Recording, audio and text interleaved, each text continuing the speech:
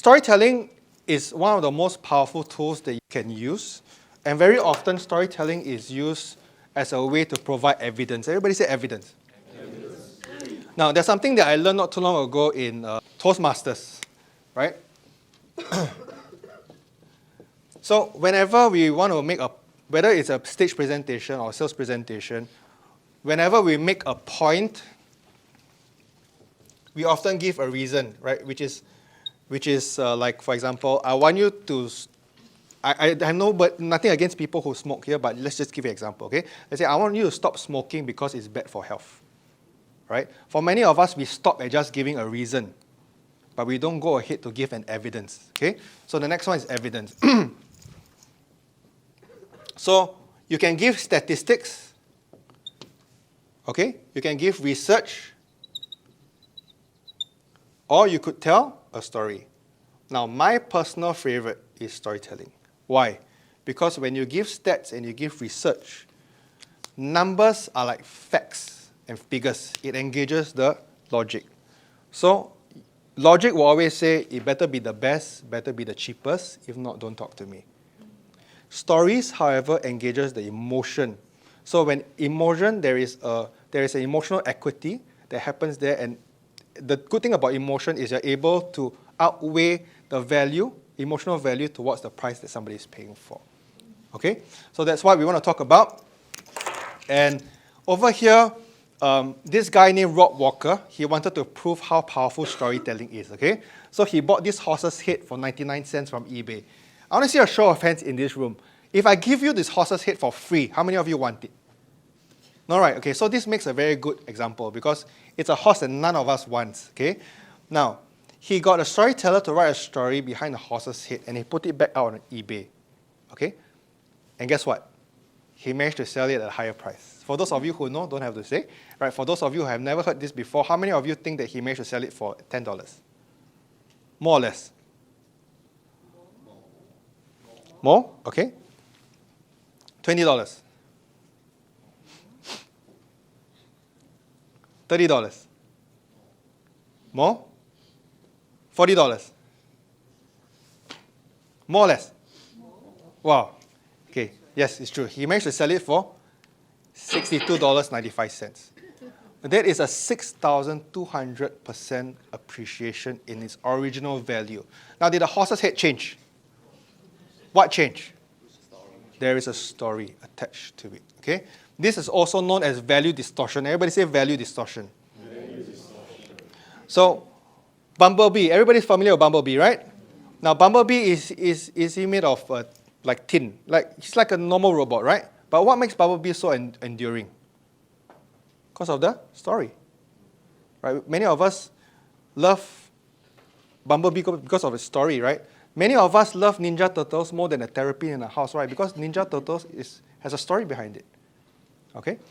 Now, I love to share this story about myself. So many of you may not know I'm a Peranakan, right? I grew up in a Peranakan family, and my grandma was somebody that was very close to me when I was growing up. Okay? And she was very good with her hands. She cooked very, very good food. And with the same hand, she would pet me to sleep, and she would sing Burung Kakak Tua. Okay, it sounded something like this, okay? I'll sing for everybody. It sounds like Burung Kakak Tua hinggap di jendela. Nenek sudah tua, giginya tinggal dua. The rhythm is wrong.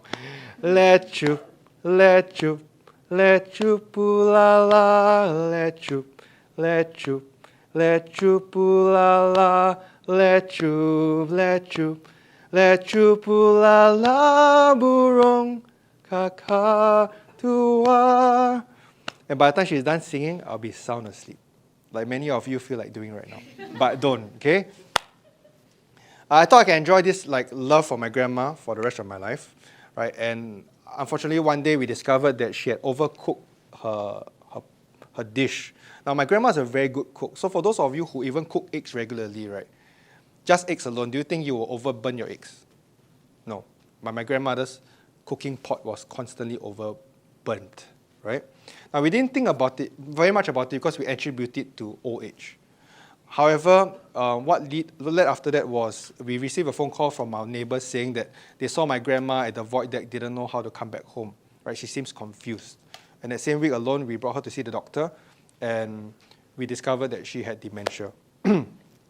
So this happened in 2007. Ever since then, I've always longed for my grandmother's love. I want everybody to think about this for a moment. I want you to think about somebody that you love, somebody that's closest to you, right? If you discover that they had dementia, what would be your greatest fear? Cannot remember you. Yeah, they cannot remember you, right? And so that was my fear. And so in 2007, when I discovered that, it really worried me. And it didn't take long before she started forgetting everybody's name. Okay? Now, in 2011, a miracle happened. During Chinese New Year, I went to her house, and as usual, I'll go to her, I'll hug her and say, Mama, I renew you, I miss you, right? And then I'll give her a hug, give her a kiss, and then I'll go straight into her room, right? You know, in the olden days, Chinese New Year, you always have Bruce Lee on TV, right? So that's what I did. I went into her room, sat on a bed, leaned against the wall, while with my legs crossed, I was watching television, Chinese New Year program. When suddenly, Mama, from out of nowhere, came into the room, right? She sat at the edge of the bed, right, and started pulling out the chest drawer that was under the TV and started playing with paper. Or at least that's what I thought. When suddenly she turned around, she took out an ang pao, and she said, David, this is for you. Everybody, my grandmother had forgotten everybody's name now. And suddenly, she called my name and even gave me an ang pao. If you were there, how would you have responded? I choked on my saliva, right, and I said, Mama, thank you, right? And as soon as I took this ang pao, she walked out of the room and snapped out of her sanity and went back into her demented state.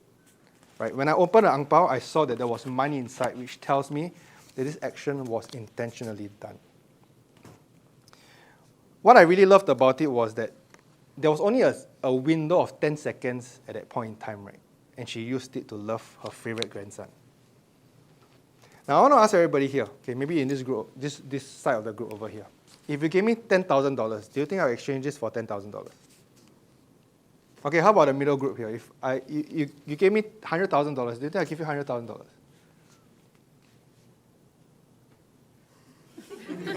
You're considering $100,000. How about over here? If you gave me $1 million, do you think I'll take $1 million?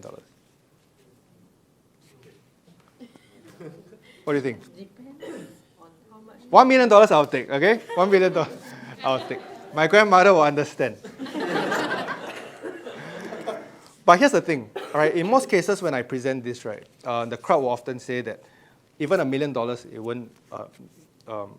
I wouldn't exchange this for $1 million. But all of us, most of us here in this room are Chinese, right? And we know during Chinese New Year, after the money is taken out and spent, this means nothing. But how is it now, right, that I would keep this actual one that my grandma gave me in a safe place in my cupboard, right? That I won't even spend the money that's inside and the ang pao that she gave to me. How is it possible? It's because of the story that's attached to it. So I want everybody to think about it now. Everything that you want to tell your customers, right, about your products and services, your brand, right, the story that they don't already know yet. Are you packaging it in stories? Or are you telling them that they need to know without packaging in any form of stories? Because if there is value, like many of you have agreed, something that's not valuable, let's say even $100,000 value, to even begin with, this is almost worthless. But because there is a story now, it's worth $100,000. How much more value do you think it will add into your products and services when you add a story to it? Okay, so I'm going to teach you guys how to tell a story now. Ready?